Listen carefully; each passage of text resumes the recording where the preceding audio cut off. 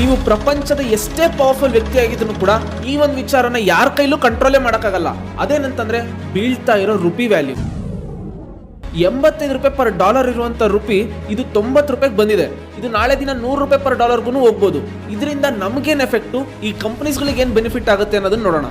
ಮೊದಲು ನಾವು daily use ಮಾಡುವಂತ ಪೆಟ್ರೋಲು ಡೀಸೆಲ್ ಇಂದ ಹಿಡಿದು ಅಡುಗೆ ಮನೇಲಿ ಯೂಸ್ ಮಾಡುವಂತ ಅಡುಗೆ ಎಣ್ಣೆವರೆಗೂ ಪ್ರತಿಯೊಂದು ಪ್ರೈಸ್ನು ಕೂಡ ಇನ್ಕ್ರೀಸ್ ಆಗುತ್ತೆ. ಇದರಿಂದ ನಮ್ಮಂತ ನಾರ್ಮಲ್ ಜನಕ್ಕೇನೆ ಎಫೆಕ್ಟ್ ಆಗುತ್ತೆ. ಇದನ್ನ ಇನ್ನ ಸಿಂಪಲ್ ಆಗಿ ಅರ್ಥ ಮಾಡ್ಕೋಬೇಕಂದ್ರೆ ಮೇಜರ್ ಆಗಿ ನಾವು ಕ್ರೂಡ್ ಆಯಿಲ್ ನ ಹೊರಗಡೆಯಿಂದ ತರಿಸಬೇಕು.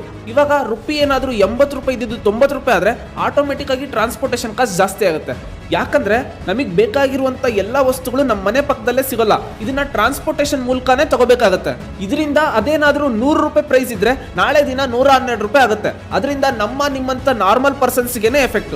ಎಕ್ಸಾಂಪಲ್ಗೆ ಈ ಕಂಪನೀಸ್ಗಳಿಗೆ ಅಂದ್ರೆ ಸಾಫ್ಟ್ವೇರು, ಟೆಕ್ಸ್ಟೈಲು, ಸ್ಪೆಷಾಲಿಟಿ ಕೆಮಿಕಲ್ಸ್, ಅದೇ ತರನೇ ಫಾರ್ಮಾಸ್ಯೂಟಿಕಲ್, ಈ ಕಂಪನೀಸ್ಗಳು ಅವ್ರ ಪ್ರಾಡಕ್ಟ್ ಮತ್ತೆ ಸರ್ವಿಸ್ ನ ಬೇರೆ ದೇಶಕ್ಕೆ ಎಕ್ಸ್ಪೋರ್ಟ್ ಮಾಡಿ ದುಡ್ಡು ಮಾಡೋದ್ರಿಂದ ರುಪಿ ವ್ಯಾಲ್ಯೂ ಏನಾದ್ರೂ 80 ರೂಪಾಯಿಂದ 90 ರೂಪಾಯಿಗೆ ಬಂದ್ರೆ ಜಾಸ್ತಿ ಏನು ಎಕ್ಸ್ಟ್ರಾ ಕೆಲಸ ಮಾಡದೇನೆ ಇವ್ರ ಪ್ರಾಫಿಟ್ ಇನ್ಕ್ರೀಸ್ ಆಗುತ್ತೆ. ಇವಾಗ ನೀವೇನಾದ್ರೂ ಆಸ್ ಎ ಇನ್ವೆಸ್ಟರ್ ಆಗಿದ್ರೆ ಇಂಪೋರ್ಟ್ ಮಾಡೋ ಬಿಸ್ನೆಸ್ ಅಲ್ಲಿ ಇನ್ವೆಸ್ಟ್ ಮಾಡ್ತಾ ಇದ್ರಾ ಇಲ್ಲ ಎಕ್ಸ್ಪೋರ್ಟ್ ಮಾಡೋ ಬಿಸ್ನೆಸ್ ಅಲ್ಲಿ ಇನ್ವೆಸ್ಟ್ ಮಾಡ್ತಾ ಇದ್ರಾ ಅನ್ನೋದನ್ನ ಕೆಳಗಡೆ ಕಮೆಂಟ್ ನಲ್ಲಿ ತಿಳಿಸಿ.